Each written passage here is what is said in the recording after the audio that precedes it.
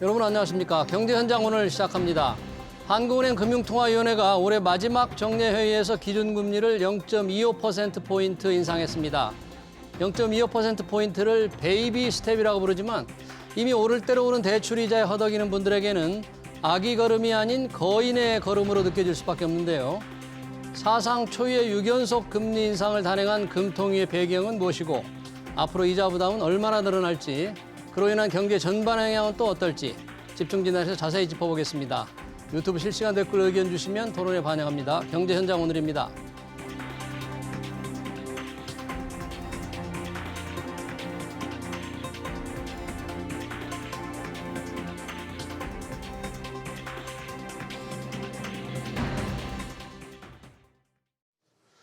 네, 금리 인상 영향 알아보기 위해서 두 분 모셨습니다. 한국금융연수원 주현수 교수, 그리고 이화여대 경제학과 석병훈 교수 나오셨습니다. 어서 오세요. 반갑습니다. 네, 안녕하세요. 네, 자 오늘 금통위 올해 마지막인데 예상대로 베이비 스텝을 단행했습니다. 0.25%포인트.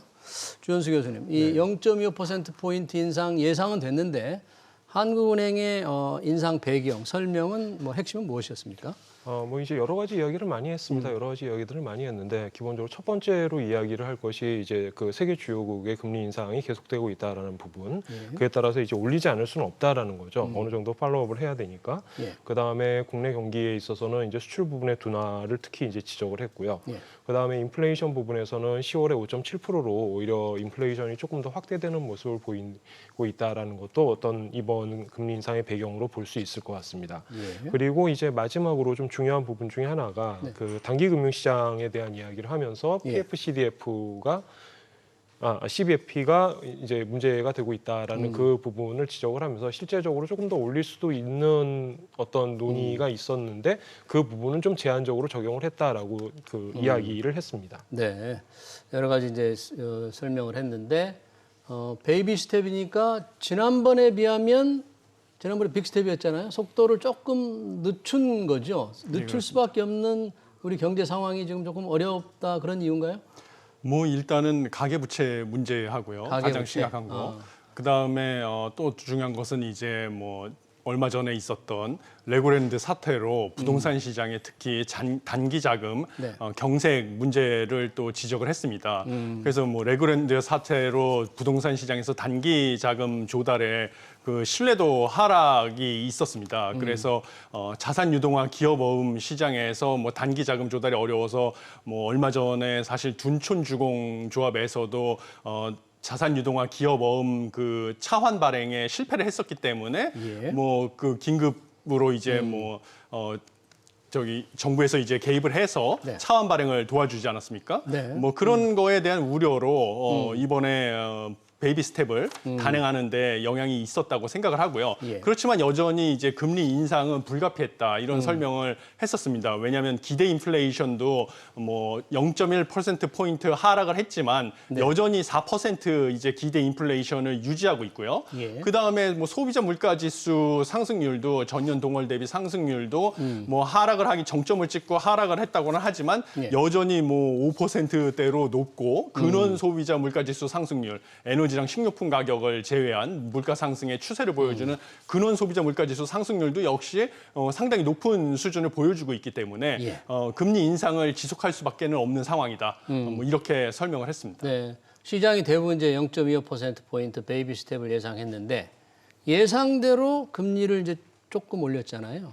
오늘 시장 주가도 조금 많이 오른 것 같고 환율이 많이 떨어졌어요. 원화 가치가 많이 올랐는데 금통위 결정 때문입니까? 어떤 요인이 있었습니까? 아무래도 이제 금통위에서 25bp라는 시장에서 기대하고 있는 만큼 움직였기 때문에 어떤 그 안도감이라고 해야 될까요? 그런 부분도 있을 거고요. 근데 사실은 그 부분보다는 이제 어젯밤에 FOMC의 의사록이 나왔죠. 미 연준의 10월 의사록. 그게 나왔는데 이제 여기에서 조금 특별한 이야기가 있었습니다. 어떤 부분이냐면은 미국 경제의 전망을 이야기하는 부분에서 지금 그 연준의 이코노미스트들이 실제적으로 베이스라인 시나리오를 경기 둔화로 생각을 하고 있는데 경기 침체로 갈 가능성도 이거만큼 높은 수준이다라고 이야기를 했습니다. 즉 다시 말해서 미국 경기가 예. 둔화냐 침체냐가 거의 비슷비슷한 그런 비율로 지금 판단이 되고 있다라는 거죠. 그에 따라 가지고 사실 달러화 약세가 많이 나타났고요. 예. 그래서 DXY 기준으로 보면은 지금 105선까지 내려가 있는 그 상황이고 예. 그에 따라 가지고 오늘 원화는 1330원대 중반에서 시작을 해가지고 지금 1320원대 중후반까지 내려와 있는 그런 모습을 보여주고 있습니다. 예. 그러니까 한은의 금통위 금리 인상도 좀 불확실성이 해소는 됐지만 어제 연준 의사록 11월 의사록이네요. 보니까 긴축 속도 조절을 좀 명시적으로 얘기했다 그런 건가요? 속도 조절에 대한 분명한 입장이 그 의사록이 좀 나타나 있습니까? 이 의사록의 뭐 일부 위원들은 뭐 긴축 속도를 조절할 때가 아니다. 아직 솔직히 말씀드리면 이제 미국 같은 경우는 물가 상승세가 꺾였다라는 뭐 확실한 증거는 아직 나오지 않았거든요. 뭐 그렇기 때문에 그런 상황에서 금리 인상의 속도를 이제 낮추면 물론 금리 인상의 기조를 긴축적인 기조에서 완화적인 기조로 완전히 전환하는 건 아니고 예. 단순히 그냥 이제 자이언트 스텝을 단행하던 거를 빅 스텝으로 속도를 조절하는 거지만요. 예. 속도를 조절한다 할지라도 시장에서는 지금 뭐 미국에서 주가가 막 지금 계속 상승을 하고 막 이러지 않습니까? 이거를 갖다가 뭔가 페드의 이제 정책 기조가 완화적으로 바뀌었다 이렇게 시장에서 너무 낙관적으로 받아들이고 이럴 수가 있어서 이러면 기대 인플레이션이 다시 상승을 할 수가 있거든요. 예. 그래서 이거를 경계하는 일부 이제 위원들, 연준 고위 관계자들의 우려스러운 반응이 있었습니다. 있어서 그런 거를 고려해서 앞으로 그 밑에 이제 회의록의 이제 마지막 부분에 연준에서 물가 안정에 대한 의지는 확고하다. 그렇기 때문에 긴축의 속도는 조절하지만 연준에서 이 최종금리는 이제 지난번 9월 FOMC 회의에서 뭐 4.6%로 지금 중간값을 점도표상으로 내년 최종 금리를 4.6으로 했는데 그거보다는 높아질 가능성이 있다. 뭐 그리고 물가를 잡고자 하는 의지는 확실하다. 뭐 이런 식의 강한 의지를 표명하는 식의 문구가 들어간 것으로 보입니다. 네. 미 연준은 뭐 주가가 오르는 거를 지금 상황에서 별로 반기질 않는 거죠. 그렇죠. 시장에서 너무 낙관적으로 이제 받아들이고 예. 연준에서 이제 뭐 완전히 통화정책 기조가 이제 완화적으로 바뀌는 게 아니냐 이런 식으로 받아들이는 것을 원하지는 않습니다. 네.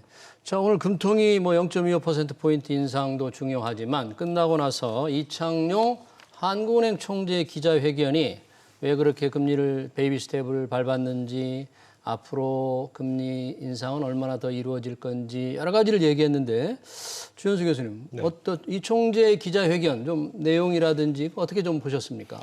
오늘 발표하고 인터뷰를 보면서 저는 두 가지 정도가 눈에 띄었는데 첫 번째는 그 2023년 경제 성장률 전망을 대폭적으로 하향 조정한 거였습니다. 네. 지난 8월에 경제 전망을 할 때는 2.1% 정도의 그 경제 성장률을 기록할 것이다라고 이야기를 했는데 오늘 그 발표에서는 이거를 하향 조정해가지고 1.7%까지 떨어질 수 있다라고 이야기를 했죠. 네. 이 숫자 많이 낮춘 거네요. 네, 뭐 많이 낮췄습니다. 그거는 뭐 그럴 수 있는데 이제 제가 좀 흥미롭게 생각했던 부분은 이런 거죠. 10월에 IMF-WEO에서 한국 경제 성장 전망률을 2%로 전망을 했고요.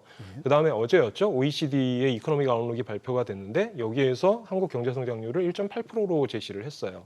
그런데 한국은행이 이거보다 낮은 숫자를 제시를 했다라는 거는 좀 여러모로 시사하는 바가 있다라고 생각을 합니다. 예. 첫 번째로는 기존에 비해서 좀 더 숫자에 대해서 가치 중립적으로 표현을 해야 된다고 해야 될까요? 어떤 정책의 의지가 들어갔다라던가 아니면 정부의 의사라던가 이런 부분과 상관없이 숫자를 제시한 거 아니냐. 좀 뭔가 조금 객관적으로 그냥 전망 그대로 했다 그런 얘기인가요? 네, 제가 생각하기에는 정책 좀 변수를 좀 크게 감안하지 않고 정책적인 의지가 아무래도 포함될 수 있는데 그런 부분을 포함했다라고 한다면 1.7이라는 건 좀 많이 낮아졌다라고 본다라는 거죠. 그래서 그 부분이 있고요. 그다음에 두 번째로는 최종 금리 수준에 대한 이야기가 있었는데 이게 이제 기존에 이창용 총재께서 말씀을 하실 때 3.5%라고 이야기를 했었죠. 뭐 물론 이제 상황에 따라 다르고 데이터 디펜던스가 있겠지만 그런데 이번에 이제 의원 중 한 명은 3.25%, 그다음에 3명은 3.5%, 2명은 3.75%까지 열어놔야 된다라는 그런 의견을 제시했다라고 이야기를 했고요. 6명의 금통위원들 중에서 총재를 빼고 6명 중이죠. 그렇죠. 이런 식으로 그 내부에서 솔직하게 나온 숫자들을 제시했다라는 점에서 좀 조금 많이 놀랐습니다. 놀랐다는 것은 뭔가 금통위원 생각을 이렇게 적나라하게 시장에 알려주는 게 과거와 좀 다르다 그런 얘기인가요? 예, 저는 그렇게 봤고요. 그다음에 다른 의견이 있을 수 있는데 그거를 솔직하게 제시했다라는 점에서 저는 높게 평가하고 있습니다. 금통위원들이 생각하는 최종 금리 수준 이렇게 3명은 3.5%, 1명은 3.25%, 2명은 3.75% 이렇게 얘기하는 거예요. 이게 시장과 소통입니까 뭡니까 이거는?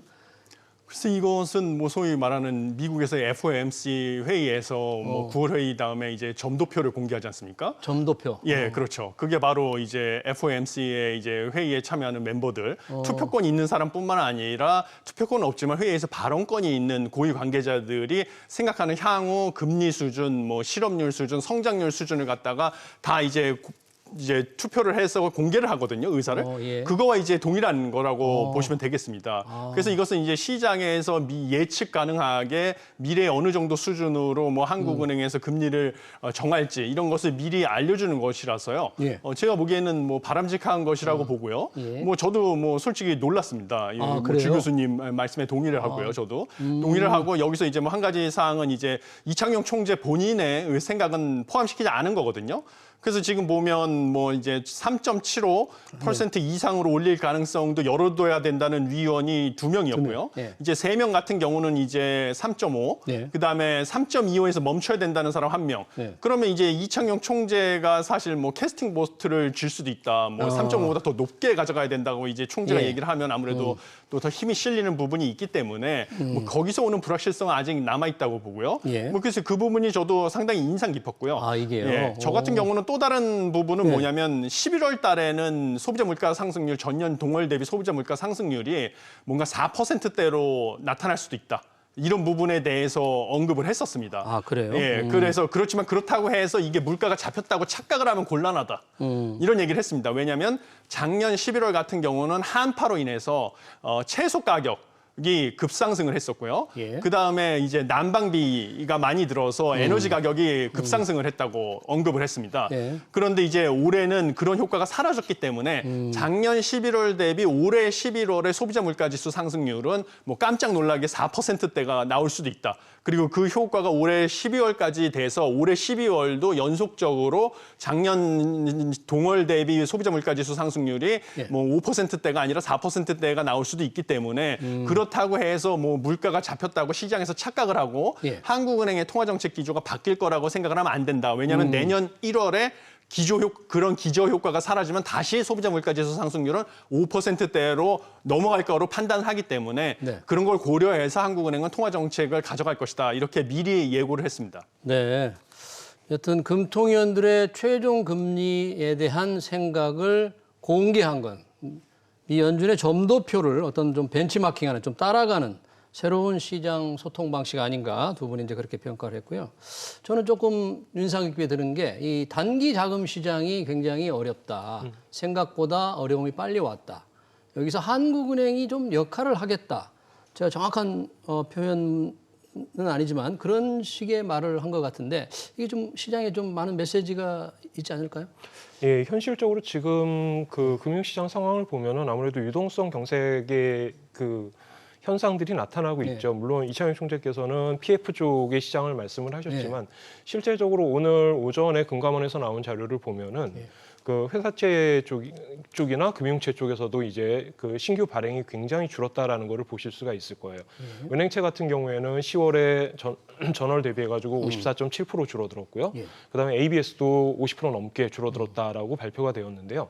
지금 이런 상황에서 사실 채권 시장이 굉장히 혼란에 빠져 있는 거죠. 뭐 이전에 어떤 사태가 있었든지 간에 사실 이번에 금리가 올라가면서 이런 현상이 나타날 거다라는 거는 예상을 하고 있었는데 이제 한국은행에서 이 부분에 대해서 일정한 역할을 수행하겠다. 즉 다시 말해서 유동성 경색에 의해 가지고 피해를 보는 그런 금융기관들에 대해서는 어느 정도 보존 조치를 해주겠다라는 그런 의미인 것이죠. 예를 들어 가지고 증금 같은 경우, 그 증권금융 같은 경우에는 증권사들이 지금 유동성이 부족할 때 RP를 이용을 해가지고 자금을 지원을 해주는 방향으로 지금 자금 집행을 하고 있는데 한국은행도 이와 비슷하게 그 자금을 공급할 수 있을 것으로 예상을 하고 있습니다. 네. 그러면 시장 경색이 그렇게 빠른 시간 내에 해소되지 않는다면 한국은행이 추가적인 유동성 공급, 기업들의 어떤 채권 발행을 위해서 유동성 공급에 새롭게 나설 수도 있다고 이렇게 예상을 해볼 수 있나요, 지금? 글쎄, 저는 좀 주 박사님하고 생각이 다른데요. 예. 오늘 본 기자회견을 바탕으로 생각을 해봤을 때 예. 그 이창용 총재가 몇 가지 원칙을 제시했습니다. 예. 왜냐하면 기본적으로 뭐 이창용 총재도 채권 시장에 대해서는 뭐 정부와 매주 만나서 예. 그 채권 시장 상황을 모니터링하고 있고 특히 무엇보다도 그 부동산 시장에서의 그 단기 금융 시장의 자금 경색사 부분에 대해서 유의하면서 이제 모니터링을 하고 있다. 그렇지만 기본적으로 이 단기 금융 시장의 안정화에 대한 대책의 주도권은 미시 조정 정책으로 가능하고요. 네. 그다음에 그 주도권은 정부가 가지고 있어야 된다. 그리고 한국은행은 개입을 하되 몇 가지 원칙을 제시했습니다. 첫 번째는 한국은행의 그 물가 안정을 위한 긴축적 통화 정책, 금리 인상 정책과 엇박자가 나지 않게 한국은행의 개입은 한시적이어야 된다. 예. 한시적이어야 된다고 하고요. 그다음에 만약에 지원을 하게 되면 도덕적 해이 문제를 방지하기 위해서 뭐 추가적인 대출이 금융 지원을 하게 될 경우에는 시장 금리보다 더 높은 수준의 금리를 부여할 것이다. 그래서 도덕적 해이를 방지하는 것이고요. 네. 그다음에 만약에 위험성을 방지하기 위해서 항상 뭔가 그 제공할 경우에는 뭐 RP 같은 거를 담보로 받은 다음에 대출을 해주겠다. 한국은행이 뭔가 손실을 떠안지 않겠다. 네. 이런 몇 가지 원칙을 제시했기 때문에요. 뭐 한국은행에서 긴축적인 통화 정책과 위배되게 뭔가 추가적으로 막 뭐 무제한 RP를 뭐 담보로 잡고 금융 지원을 한다든지 뭐 이런 식으로 하지는 않을 것으로 생각을 하고 있습니다. 네. 이창용 총재가 밝힌 단기 금융시장 지원의 세 가지 원칙. 한시적이다. 시장 금리보다 높게. 그리고 도덕적이 없게 높게 하고 담보를 잡는다. 예. 이 원칙이 지켜진다면 한국은행이 나설 수도 있다. 또 그렇게도 해석할 수도 있는 거잖아요. 그렇죠. 예. 그렇게 볼 수도 있는 네. 거죠. 예를 들어 가지고 우리가 10월에 이제 영국에서 일어났던 채권 사태를 생각을 해보면 그 당시에도 결국 펜션 펀드들이 가지고 있는 보험사들이 가지고 있는 국채를 매입을 해 주었지만 그 기조에서 영란은행이 긴축적인 스탠스를 벗어나지는 않았다라는 거죠. 기한을 설정해 두고 이 기한 내에 얼마만큼 국채를 매입해 주겠다라고 이야기를 했던 것이고 그것과 비슷한 형태로 이번에도 한국은행에서 그 비슷한 방향으로 채권 시장에 자금 공급을 해줄 수도 있다고 생각을 하고 있습니다. 지금 세 가지 말씀을 하셨는데 이건 지극히 타당한 이야기예요. 어떤 의미로는. 왜냐하면 금리는 계속해서 올려야 되는 상황이기 때문에 그 여기서 자금 공급을 한다고 하더라도 이 기조가 바뀔 거라고 기대하지는 마라라는 걸 정확하게 지적을 했고요. 그다음에 RP처럼 담보는 가지고 와야 된다. 즉 공짜는 없다라는 거죠. 공짜 점심은 없다라고 이야기를 하는 거고 그다음에 너희가 잘못한 거니까 그거에 대해서는 너희가 책임을 져야 된다. 그러니까 더 높은 금리를 제시하겠다라는 그런 의지의 표명이라고 볼 수 있겠죠. 네, 뭐 이창용 총재가 전임 총재에 비해서 기자회견 내용이 굉장히 길어요.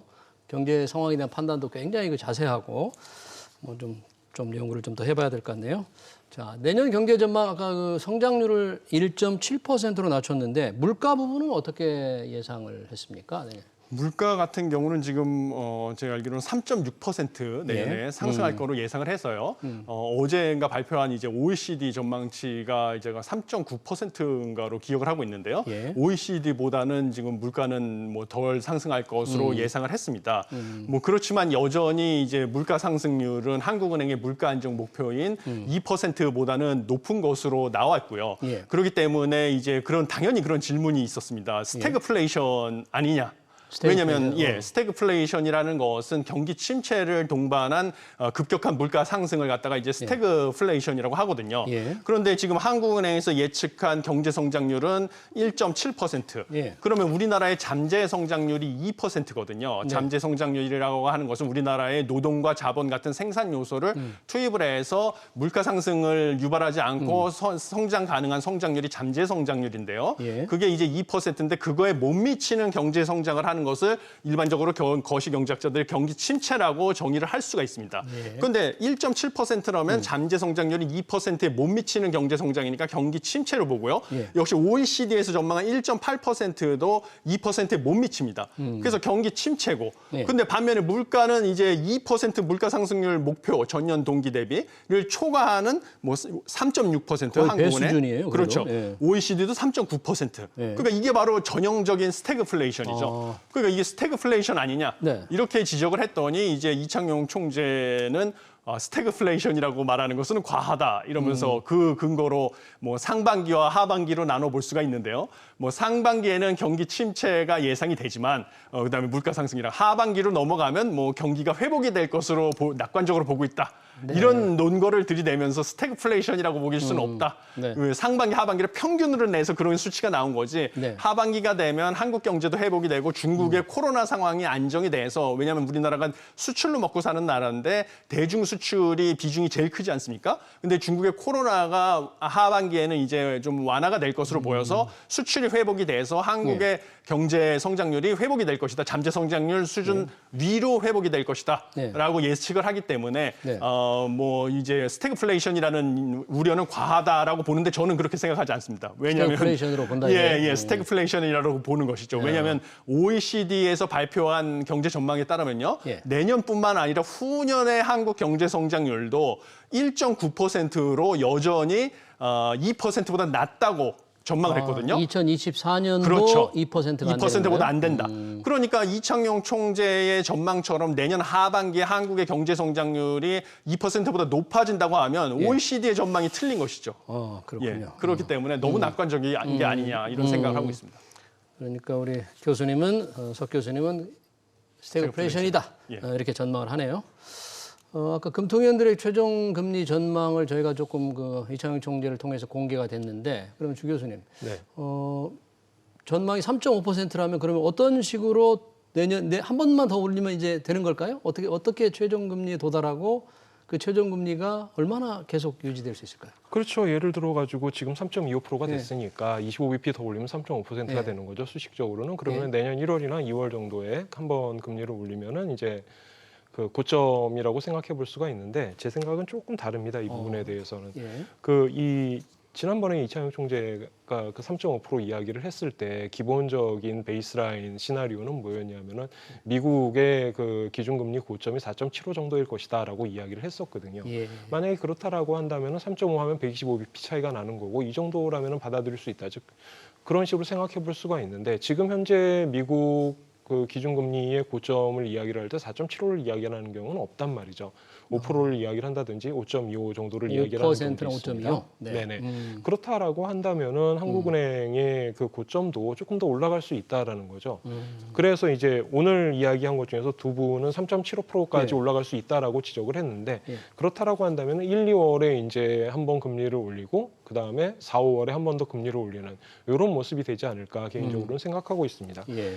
미국 같은 경우에 지금 기준금리에 올라가는 경로를 이야기를 할 때 보통 이제 5월이나 6월 정도를 이야기를 하는 경우가 많습니다. 즉 다시 말해서 상반기에 5.25까지 갈 것이다라고 최종 금리 최고 수준이 내년 5, 6월 정도. 5.25%를 가정했을 경우 이제 보통 그렇게 이야기를 하고 있는데 그럼 시점도 그 비슷하게 맞아 떨어지고 그런 측면에서 저는 3.75%의 가능성도 좀 염두에 두어야 된다라고 생각하는 쪽입니다. 네, 그러면 우리도 내년 뭐 4월 정도의 최종 금리에 도달을 하는데 혹시 낮아질 금리가 내려갈 시점을 예상할 수는 좀 있을까요? 그 부분은 아직까지는 좀 쉽지 않은 것 같습니다. 그 지금 현재 한국은행의 전망을 봤을 때 상반기가 많이 안 좋을 것이다라고 이야기를 했다라면은 그 하반기에는 어느 정도 개선이 되면은 그 부분을 풀어낼 수도 있겠죠. 다만 이제 문제는 뭐냐하면은 지금 현재 한국은행에서 제시하고 있는 이 3.6%라는 인플레이션율이 금리를 내릴 정도로 적절한 수준이냐라는 부분에 대해서는 좀 생각을 해볼 필요가 있다라는 거죠. 물론 저희가 지금 이거를 YOY 기준으로 해서 그냥 연평균으로 인플레이션을 잡아줬을 텐데요. 그렇기 때문에 연말이 되면 더 낮아지기는 할 겁니다. 하지만 아직까지 그게 어떤 시각적으로 그 경로가 보이지 않는 상황에서 추가적으로 금리 인하 시점을 전망하는 건 너무 빠르다라고 생각을 하고 있습니다. 네, 지금 그 금리 인하 시점을 얘기할 때는 전혀 아니군요. 물가의 상승률만 보면. 우리가 최종금리 얘기할 때 미국 연준의 최종금리와 이제 금리 격차를 얘기할 수밖에 없잖아요. 그 따라서 지금은 이제 조금 좁혀졌는데 또 연준이 이제 금리를 다음 달에 올리면 또 더 벌어지잖아요. 이 금리 격차와 환율 수준과 뭔가 우리 자본 유출이 어느 정도 민감한 관계가 있을까요? 뭐 일단 기본적으로 이제 환율 같은 경우는 양국의 금리 차이에 의해서 단기적으로 결정되는 것은 뭐 분명한 사실입니다. 뭐 경제학 이론에서 나오는 것이고요. 단기적으로. 그다음에 중장기적으로는 양국의 이제 펀더멘탈에 의해서 결정이 되는데요. 그렇지만 뭐 과거의 사례로 봤을 때 우리나라와 미국의 금리 차가 1.5%까지 1.5% 포인트까지 벌어졌던 적도 있었습니다. IMF 외환위기 때 1.5%포인트까지 벌어졌을 때도 뭐 주식 시장과 채권 시장에서 자금 이탈이 일어나지는 않았었습니다. 뭐 그리고 1.25%포인트까지 벌어졌던 시절도 있었는데요. 그때도 이제 자금 이탈이 있지는 않았었습니다. 그리고 오늘 이제 기자회견에서 이창용 총재도 뭐 한미 금리 차가 어느 정도까지 벌어졌는 것을 용인하겠느냐 뭐 이런 질문을 받았는데 뭐 금리 차에 의해서만 자금 이탈이 일어나는 것은 아니다. 그러면서 다른 요인들도 있는데 뭐 그 예를 들면 이제 중국의 코로나19 방역 완화 정도가 또 중요하다. 뭐 이러면서 그 정도가 풀리게 되면 금리 차가 벌어져도 뭐 환율은 안정될 수 있다. 뭐 이렇게 얘기를 했거든요. 그렇기 때문에 지금 뭐 변동 환율제 상황에서 단순히 이제 환율 때문에 금리 차를 어느 정도로 유지하겠다는 것에 집착하지 않을 가능성이 크고요. 그리고 외환 보유가 충분하기 때문에 만약에 환율이 급격하게 금리 차가 벌어지면서 환율이 불안한 조짐을 보이면 환율 외환 시장이 직접 개입할 수도 있다. 이런 식의 발언을 했습니다. 뭐 그렇지만 아무리 그래도 지금 이제 요번에 빅스텝을 단행을 하게 되면 1.25% 포인트로 이제 금리 차가 벌어지고요. 그렇죠. 거기다가 이게 중국의 지금 코로나 확산세가 심상치 않기 때문에 지금 그것도 반영이 되면 위안화는 다시 언제든지 약세로 전환될 가능성이 큽니다. 그러면 원화와 위안화가 지금 동조화 현상을 보이기 때문에요. 그러면 이제 위안화 다시 약세로 전환이 되면 원달러 환율은 다시 또 상승할 가능성이 조만간 커서 그렇게 되면 이제 다시 내년 초에 뭐 한국은행이 금리를 또 인상을 해서 최종 금리를 뭐 지금 뭐 3.5%라고 했는데 저도 이제 주 교수님 의견에 동의를 해서 3.75뿐만 아니라 뭐 4%까지 왜냐하면 미국의 최종 금리는 5.25%라고 저도 예상을 하고 있거든요. 그렇기 때문에 뭐 3.75라고 해도 5.25라고 하면 미국의 최종 금리가 상당히 지금 너무나 큰 금리차잖아요. 격차 너무나 크기 때문에 최소한 4%까지 가는 것도 배제하지 말아야 된다 이런 생각을 하고 있습니다. 네. 금리 차이가 환율 결정에 유일한 영향은 아니지만 미국과 우리의 금리 격차가 너무 벌어져서는 안 되기 때문에 우리 기준금리 좀 더 올라갈 거라는 두 분의 전망이고요. 지금 오른 것도 그렇고 앞으로 더 올라가면 은행에서 돈 빌린 분들 벌써 주담대 이 최고 금리가 7%를 넘었다면서요. 그러면 이자 부담 얼마나 이게 좀 늘어나게 되는 걸까요, 앞으로? 뭐 아무래도 더 오를 수밖에 없는 거죠. 그 뭐 이제 이런저런 이야기를 해볼 수 있겠습니다만 그 우리가 주담대 그 주택담보대출을 하는 경우에 보통 코픽스 금리를 사용을 하죠. 그러면은 이제 기준금리와 코픽스가 어떤 식으로 움직이느냐를 생각을 해봤을 때 기준금리보다 사실 코픽스가 더 높은 수준으로 반응을 합니다. 즉 다시 말해서 올해 들어가지고 기준금리가 2.75% 상승을 했는데 코픽스 같은 경우에 3%가 넘게 상승을 했단 말이죠. 즉 1대1 이상으로 반응을 할 수밖에 없어요. 아무래도 만기도 다를 수밖에 없고 기준금리하고 그 금리의 전파 경로를 생각을 해봤을 때 이거보다는 조금 더 크게 반응을 할 수밖에 없는 그런 구조가 되는 거죠. 그런 측면에서 봤을 때 향후에 뭐 25bp 내지 50bp가 더 올라간다라고 생각을 한다면 오늘 올린 거를 제외하고서라도 그 부분은 어느 정도 반영될 수밖에 없고 뭐 최대로 따진다면 한 100bp 정도까지도 그 코픽스가 이제 반응을 할 수 있을 거다라고 생각을 하고 있고요. 그래서 전체적으로 봤을 때는 지금 현재 상태에서 그 주택담보대출 금리는 더 올라갈 수밖에 없는 그런 구조라고 이해를 해주시면 될 것 같습니다. 뭐 사람에 따라 다르겠고 신용도에 따르겠지만 이자가 뭐 매달 수십만 원, 연간 수백만 원의 가중되는 이자 부담으로 차입자들이 좀 고통을 겪을 것 같네요. 금리 인상하면 석 교수님, 이 부동산과 연계해서 조금 궁금한데요. 벌써 6차례 연속 기준금리가 올라서 이미 부동산 시장에 영향을 주고 있는데 앞으로도 좀 충격이 계속 가중될까요? 어느 정도 예상을 혹시 하십니까? 글쎄 저는 제가 부동산 시장 관련해서 좀 이슈가 민감해가지고요. 제가 발언할 때마다 여러 가지 좀 비난도 많이 있고 이런데 저는 개인적인 제 연구 결과를 바탕으로 말씀을 드릴 수밖에 없습니다. 그러시죠. 그래서 제 연구, 1년의 연구를 하고 있는데 제 연구에 의하면 금리 인상만 가지고 이제 부동산 가격에 자체에 미치는 영향은 뭐 그렇게 크지가 않습니다. 왜냐하면 이제 뭐 우리나라 가계부채 문제가 심각하지만요.